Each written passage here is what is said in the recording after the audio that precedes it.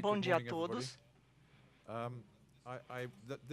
O ano passado, nessa época, eu visitei e fui até Fernando de Noronha, porque minha mulher estava lá. Agora, esse ano, infelizmente, eu não irei. Mas é muito bom estar aqui novamente. Muito aconteceu nos últimos 12 meses. E eu acredito que nós temos que ser otimistas em relação a tudo isso. E eu vou explicar o porquê em breve. O que eu quero cobrir, e eu vou falar por 15 minutos, do que eu tenho visto globalmente e o que tem acontecido no mercado. Eu viajei bastante e agora, já em 6 anos de KPMG, eu visitei vários países. Eu tenho um trabalho, digamos, privilegiado e eu trabalho com infraestrutura. Então, o que eu farei aqui é passar as minhas observações sobre o programa PPP e vou fazer algumas comparações com alguns programas internacionais. Anualmente, eu acredito que nós produzimos nossas tendências globais já há 6 anos aqui, mas aqui eu tenho todos os itens. Eu não vou passar por todos os itens dessa lista que vocês veem no slide, mas eu vou falar principalmente desses dois, que é sobre o surgimento do populismo e também sobre o consumo agora. Em 2016, quando nós produzimos a nossa tendência e quando nós tivemos a consciência de que nós teríamos um risco aumentado, então, onde nós teríamos possibilidades de muitas coisas acontecendo, como as eleições na Alemanha e outros fatos. Então, nós tivemos um aumento do populismo. E o que isso tem a ver com a infraestrutura? Isso tem muito a ver com a infraestrutura. Primeiramente, é que uma das primeiras mitigações políticas do populismo é sobre a quantidade de investimento em infraestrutura. Então, agora, globalmente, nós estamos vendo um aumento no financiamento de infraestrutura. Mas, no meio tempo, eu diria que nas economias em desenvolvimento, nós temos o protecionismo e, por exemplo, nós temos isso lá também nos Estados Unidos, mas na América, talvez não tão familiarizados, mas nós temos também a Austrália, nós temos os investidores chineses também que entraram nessa competição por motivos políticos, e eu diria que nós temos que verificar o que acontece na Europa também. Eu tenho informações sobre o Reino Unido. Mas, em contraste, se você verificar o mercado contrastante como o Brasil, eu não estou chamando o Brasil de um país em desenvolvimento, e sim como mercado de infraestrutura em desenvolvimento. Então, nós vamos ver essa agenda global, mas há um contraste de interesses e nós queremos ver onde há a convergência desses dois mundos. Mas uma subtendência é uma alavancagem em financiamentos. Nós temos quase obsessão por investimento em infraestrutura. E o que eu estou dizendo agora é que, com o aumento do populismo e a publicação da ONU sobre as metas de desenvolvimento, o que nós estamos percebendo é que algumas prioridades de desenvolvimento estão sendo direcionadas a escolas, hospitais, ou seja, a infraestrutura para aquela área menos privilegiada da sociedade. Então, as nossas receitas, que na verdade são o que nos dão uma possibilidade de investir bem no início, é de cerca de 30% ao mês.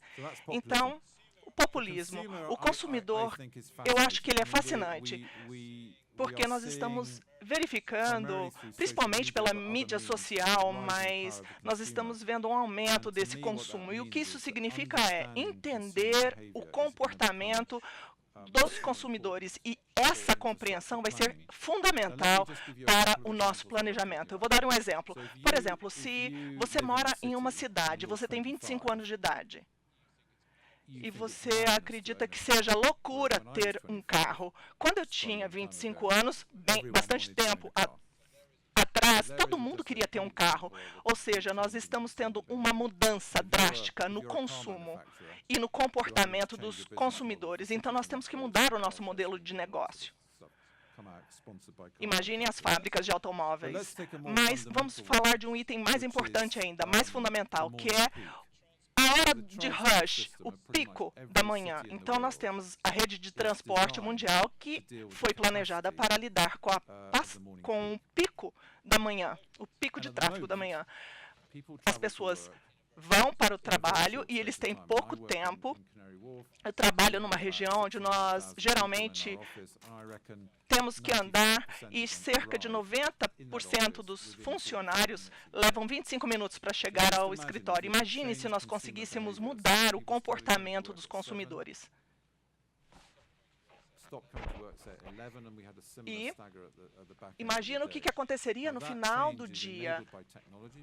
Então, vocês podem fazer videoconferências, conference calls, mas nós temos que considerar a capacidade de transporte e transferência de pessoas de local para local nas cidades. Mas nós temos que pensar numa mudança de comportamento do consumidor. E isso, eu diria que é um conceito de mercados desenvolvidos. Agora, quando nós falamos de África e Índia, nós temos um comportamento diferente. Imagine o que já aconteceu lá em relação ao comportamento da população. Na África, 30% das pessoas têm acesso a alguns transportes, mas isso vai mudar. E nós vamos mudar o comportamento do consumidor. Então, focando em planejamento de infraestrutura, nós precisamos mudar a nossa abordagem em relação ao crédito e, claro, planejamento. Nós fazemos isso com o pessoal que está numa idade intermediária e que já tem uma visão histórica do consumo mundial. E o que eu estou verificando nas minhas viagens é que nós temos macroprojetos. E isso, nós temos que considerar a população e os níveis populacionais, porque nós precisamos planejar para o futuro, considerando essa mudança comportamental dos nossos consumidores. Nós temos que considerar que existe muita incerteza no mundo hoje. Como é que a gente prevê esse crescimento populacional? Como a gente prevê as políticas? Como nós falamos do impacto da tecnologia? Então, para mim, eu diria que a nova solução é uma melhor governança, ou seja, entidades centralizadas com planejamento de longo prazo. Isso significa planejar infraestrutura nacional, uma análise mais bem feita ou melhor das necessidades. Eu, na verdade, introduzi um novo projeto do Reino Unido que é chamado iStraw Project. E eles tiveram um financiamento grande e é um financiamento para universidades, é um sistema de financiamento. Então, eles aplicam ciências e análises para as pesquisas de necessidades de infraestrutura do país. E eu acho que seria interessante aqui também. E outra coisa que nós observamos é que nós temos que verificar o planejamento contra alguns pontos já pré-concebidos. Na maior parte dos cenários, quando a gente vê as propostas que funcionam bem em relação aos cenários múltiplos, na verdade, a gente tem uma mudança fundamental aí. Portanto, se nós... Desculpem. Se nós perdemos e se nós formos em direção à tecnologia, eu vou falar um pouco mais amplamente de tecnologia. Para mim, os impactos da tecnologia são os meus maiores desafios hoje em dia. Ou seja, quando eu penso nas cidades, nos estados, no governo e no setor privado. No setor de infraestrutura, nós vamos falar de uma revolução. E eu digo revolução num contexto histórico, a parte do telefone celular. Nós temos essa tecnologia quase que intocável às vezes, mas se é por veículos autônomos ou por uma mobilidade utilizando tecnologia inteligente ou smart technology, ou quando é armazenamento de energia, que talvez seja a maior revolução nos mercados emergentes, então nós talvez teremos uma mudança no mesmo nível que aconteceu com os telefones celulares, com a telefonia celular. Então, nós vamos ver uma mudança massiva. E eu vou falar de 3 pontos. Primeiro, o ritmo. O maior desafio é julgar quão rápido isso vai acontecer. Por exemplo, outro dia eu falei com uma empresa de tecnologia de transporte. Eu falei com 80 especialistas em transporte e eu disse a eles: quando você acha que o primeiro centro urbano sem motoristas acontecerá? Eu dou 4 opções. 10% disse 20 anos ou mais. E o restante dos 90% ou disseram de 5 a 10 anos, de 5 a 15. O que foi dito a mim, na verdade, eu respondi, eu não tenho ideia. O que significa é que talvez, quer nós estejamos focando numa cidade ou setor privado, nós estamos pensando em quando investir e quando a tecnologia, na verdade, vai ser o player, vai acontecer. E como nós podemos prever isso, se vai acontecer em 10 anos. Eu acredito que mudanças vão acontecer e eu acredito que isso acontecerá de 5 a 10 anos. O segundo ponto em relação à tecnologia, que eu acredito que será muito interessante, é o aumento do financiamento em infraestrutura e a gestão disso. Então, por exemplo, o que a tecnologia vai permitir é que nós façamos projetos menores. No Reino Unido, nós chamamos de George Osborne contra o pessoal. Na verdade, ele é são 2 pessoas, uma que pensa de forma micro e a outra que pensa de forma macro. Um é do Reino Unido e o outro da Austrália. Então, nós estamos falando de gestão de capacidade. E nós teremos muito relacionada à tecnologia. E veremos no futuro coisas conectadas a isso, que são precificação dinâmica, ou seja, relacionada à eletricidade, energia ou transporte, durante horas de pico ou fora do pico. Então, nós temos dados de que a tecnologia micro, vamos dizer assim, vai transformar a forma como nós entregamos ou temos a infraestrutura chegando até nós. E quais são as consequências disso? E eu acredito que nós levaremos algum tempo para entendermos quais serão as consequências sociais e também nós teremos uma infraestrutura mais cara durante os períodos de pico. E o terceiro ponto é sobre o impacto a longo termo, nos contratos de longo termo. No Brasil, nós temos projetos em que nós podemos assinar contratos de longo prazo, como concessões, PPPs, e todas essas mudanças, principalmente relacionadas à tecnologia, precisam desses contratos. Por exemplo, você tem um estacionamento de carros. Hoje em dia, você vai lá dentro, você tem aquela chancela, você pega o ticket e depois você paga. Daqui a uns 10 anos, nós teremos estacionamento para carros autônomos, ou seja, haverá uma mudança total da forma como tudo isso opera. E o que me preocupa é que tanto a forma como sobre as cláusulas desses contratos, porque se você está negociando uma mudança, nós temos uma cláusula que fala da alavancagem. E no meu ponto de vista, no Brasil, essa cláusula em contratos atuais, eu vou dizer, eu acredito que são mais fracas do que lá fora.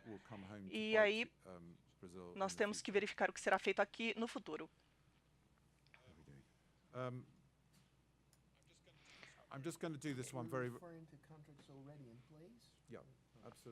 Absolutamente. Você está falando dos contratos atuais? Sim. O Reino Unido está fazendo muito trabalho em relação aos contratos e é a fixação, estabelecimento desses contratos e considerando os usuários. É isso que você disse mesmo. Mas, rapidamente, passando por essas tendências, o financiamento, ou funding. Funding é como você paga por uma infraestrutura.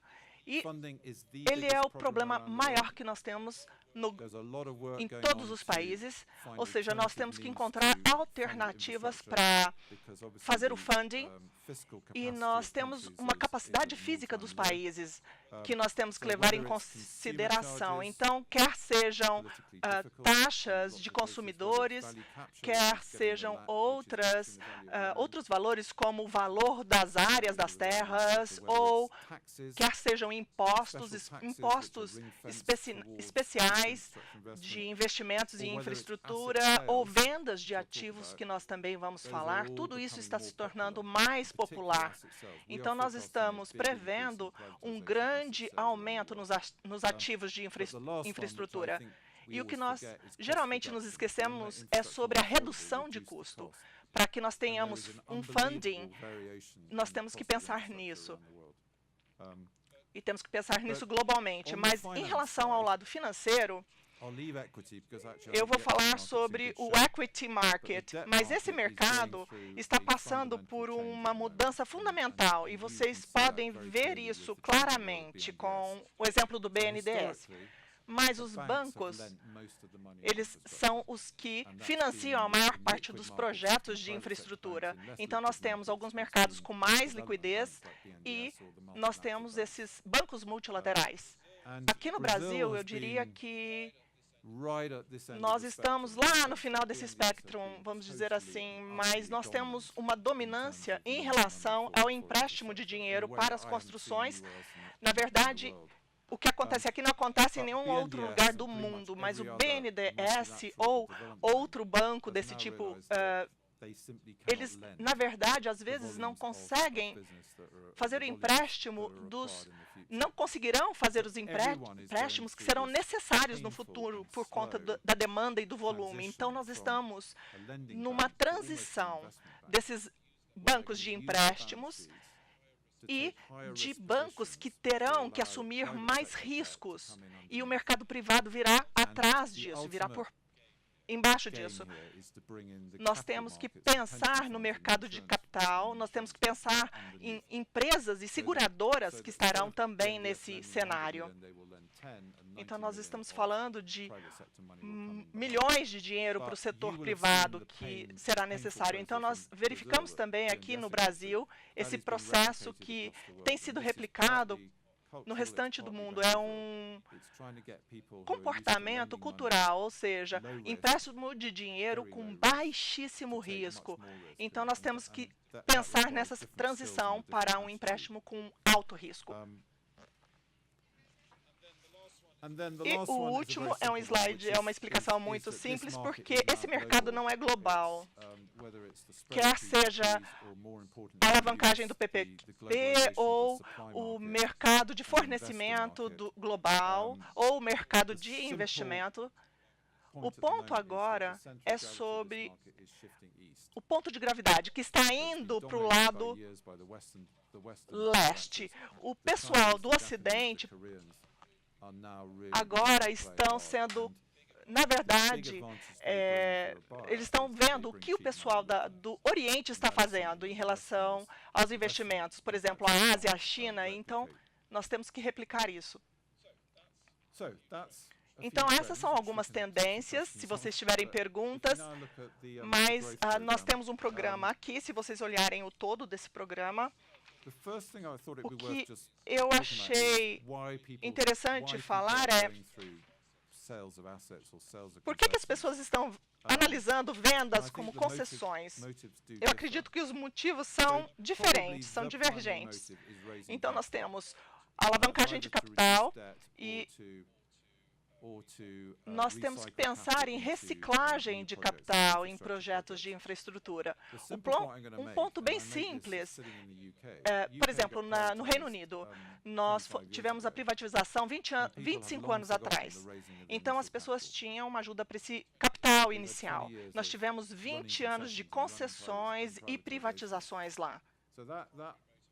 Então, a primeira motivação era a curto prazo, era uma alavancagem pequena.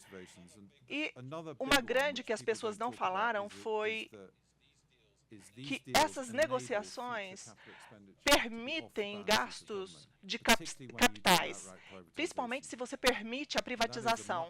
E esse benefício geralmente é esquecido. Então, se vocês vão para o Reino Unido, por muito tempo já, as empresas hídricas ou de água, elas têm investido muito em privatização e com um custo bem baixo de capital. O outro motivo que eu considero mais importante é que nós estamos tentando melhorar os serviços públicos e nós temos que analisar alguns pontos para verificar como está havendo essa mudança no serviço público, principalmente com o envolvimento do setor privado, mas para reduzir a eficiência de custo, ou cost efficiency.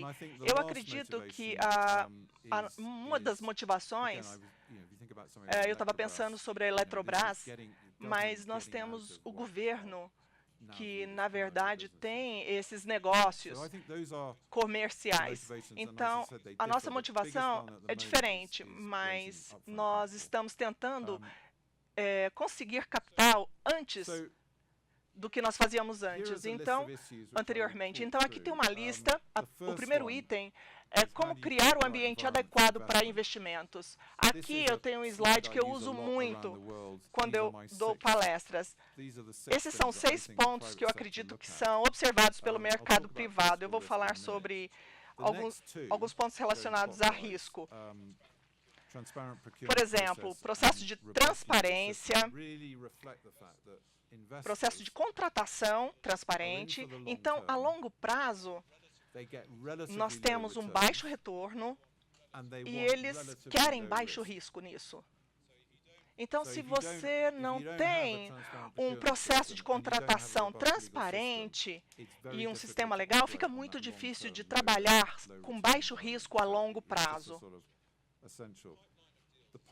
Então, a negociação é um pouco histórica e a gente tem que verificar que eles querem ver uma pipeline, porque eles querem ganhar, diferente do que era feito no passado. Então, eu acredito que o erro mais comum que eu vejo mundialmente são os governos querendo ser inteligentes demais em relação a esses programas. E eles fazem negociações e propostas muito inteligentes e depois eles acabam tirando o risco do início dessas negociações. E o último é bem pertinente para o Brasil, que é a capacidade do setor público. Eu não quero ser rude. Se eu observo o Brasil, o investimento em recursos do setor público é o menor do mundo.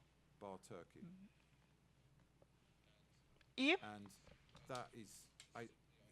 simplesmente eu acredito que o mercado está sofrendo muito com isso e a gente pode aprofundar mais nesse assunto se vocês quiserem.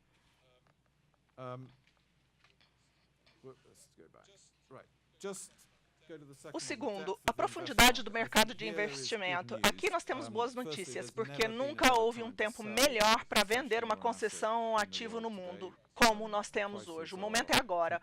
Ou seja, isso vai continuar. aumentando de forma positiva. Eu tenho falando sobre o topo desse mercado há 2 anos, e eu estou errado, porque ele continua melhorando. Eu acredito que aqui no Brasil nós temos que ter otimismo, porque novos patrocinadores ou apoiadores têm surgido.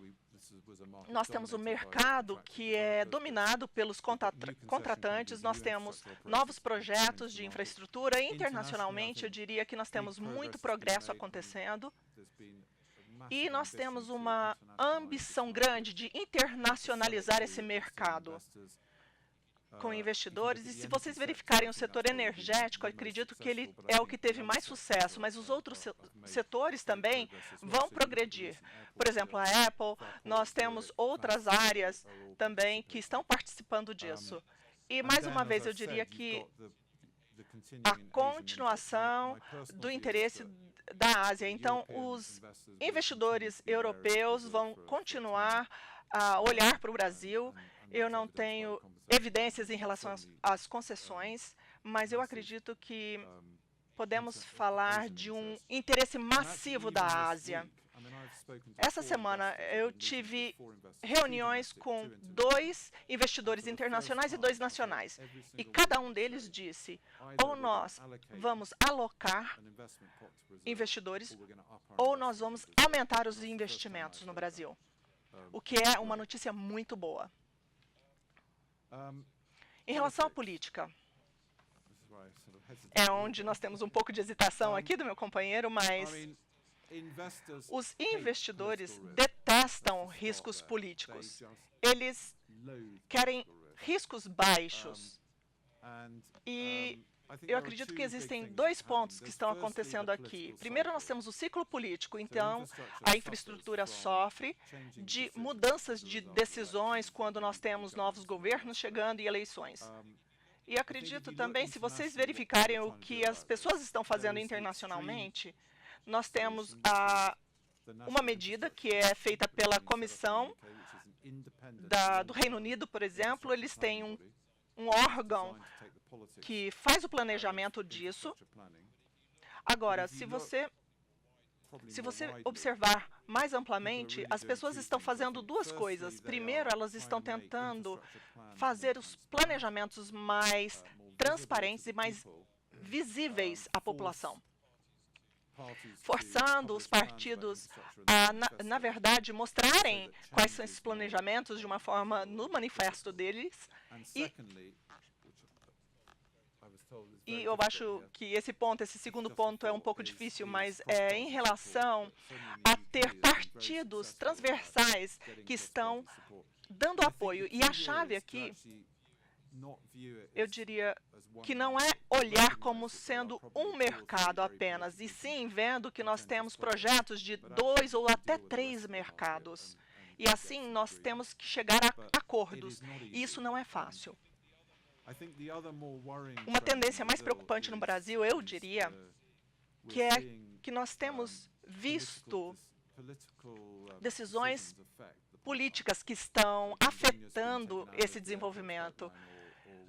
Por exemplo, o que está acontecendo em relação à água, e nós temos a questão estadual.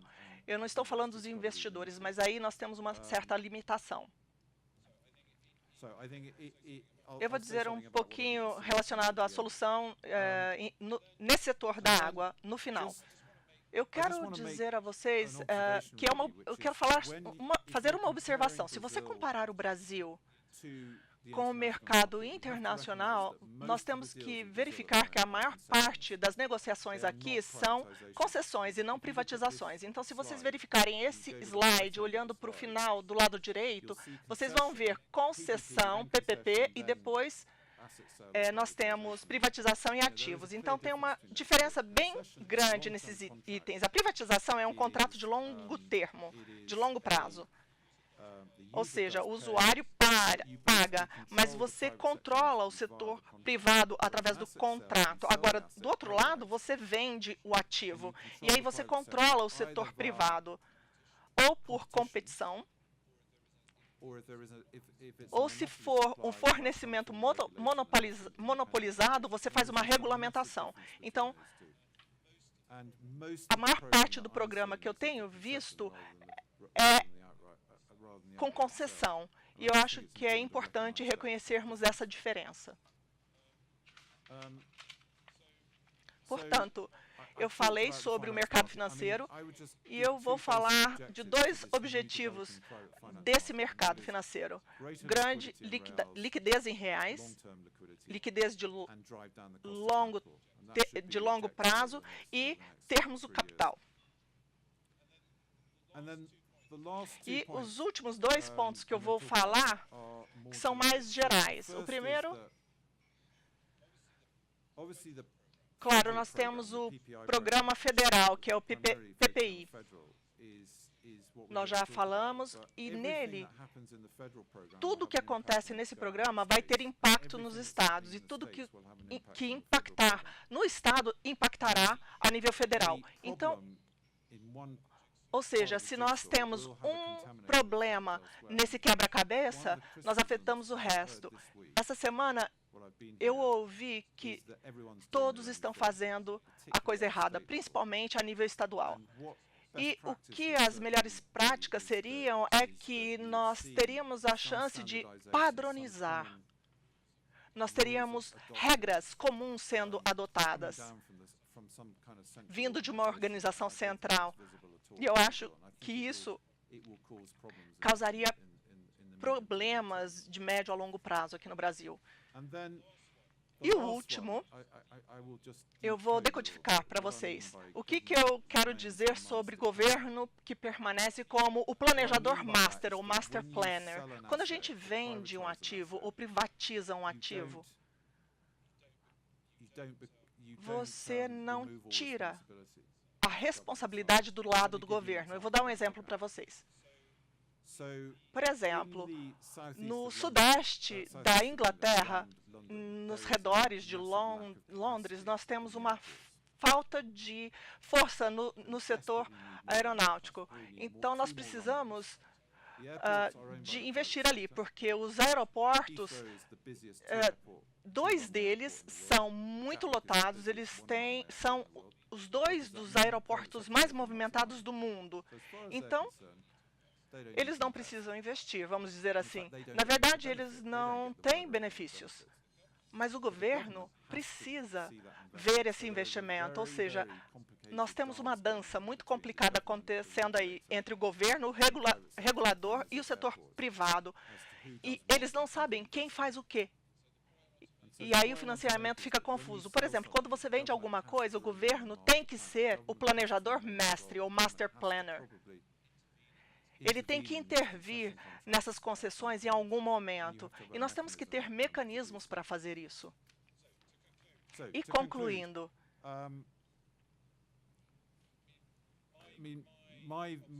a minha observação é que eu acredito que esse mercado é um ponto importante, crucial, porque nos últimos 3 anos não foi assim, porque a gente não chegou no topo onde nós deveríamos estar, e acredito que em 2017 nós tivemos um rastreamento disso e nós chegamos a um recorde, e também em 2016 nós tivemos algumas negociações, algumas possibilidades, e eu diria que algumas dessas possibilidades são frutos que estão maduros aí, e era fácil de pegar. Eram as negociações mais fáceis, e acredito que o apetite doméstico e internacional está crescendo, e essa mudança é uma mudança muito positiva. O BNDES terá um papel de transição, por exemplo, criar esse mercado privado, esse setor de mercado privado, e isso será essencial para que haja o florescimento e o sucesso desse mercado. E nós tínhamos uma dependência não saudável do BNDES anteriormente. E, claro, o ano que vem nós teremos eleições. Então, um dos desafios que nós temos, e esse será meu comentário final, é definir formas de mitigar os riscos das eleições para nós termos continuidade nesse programa. E eu acho que é bem perigoso se nós tivermos uma parada de todo mundo por 6 meses e depois das eleições tudo volta ao normal. Então nós perdemos 6 meses aí. Muito obrigado.